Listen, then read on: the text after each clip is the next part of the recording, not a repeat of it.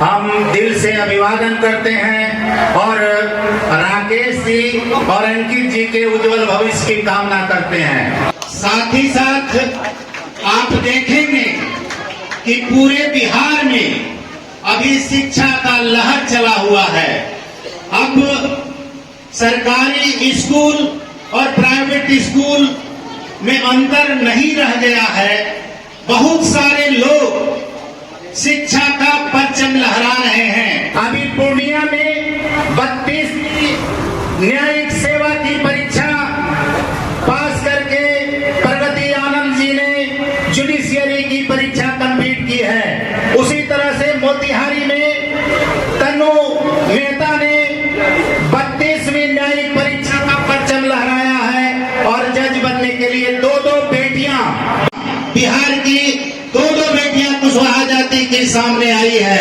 उसी तरह से गया जिले के कुजापी में सुरेश कुमार अभी डीएसपी के इसी परीक्षा में डीएसपी के पद पर उनकी भी नियुक्ति हुई है। इस तरह से आप देखिएगा कि पूरे बिहार में अभी शिक्षा के प्रति लोगों की जागरूकता बढ़ी है। और मैं इसलिए इस बात को कहना चाहता हूं कि हम लोग इस स्थिति में सबसे पहले हम लोगों को जगदेव बाबू का नाम लेना चाहिए। जगदेव बाबू जो अमर शहीद जगदेव बाबू रहे हैं, उनका नारा था ब्राह्मण हो या भंगी की संतान, सबको शिक्षा एक समान। आज अगर इस तरह की उपलब्धियां हमारे बिहार के लोगों में आ रही है तो उसका सबसे बड़ा कारण शिक्षा के प्रति मोह है, शिक्षा के प्रति जागरूकता है। और चूंकि हम इसलिए बोल रहे हैं कि मैं नालंदा जिले से आता हूं, मेरा पैतृक घर नालंदा है और नालंदा एक समय में शिक्षा का परचम लहराया करता था।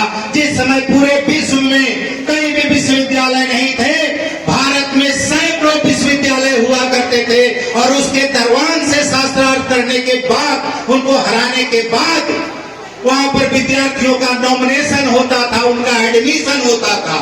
और जिस समय नालंदा विश्वविद्यालय, तक्षशिला विश्वविद्यालय और इस तरह से सैकड़ों विश्वविद्यालय थे और उनके जो पढ़े लिखे लोग थे उन लोगों के द्वारा पूरा शासन चलाया जाता था, अच्छा सारा काम किया जाता था।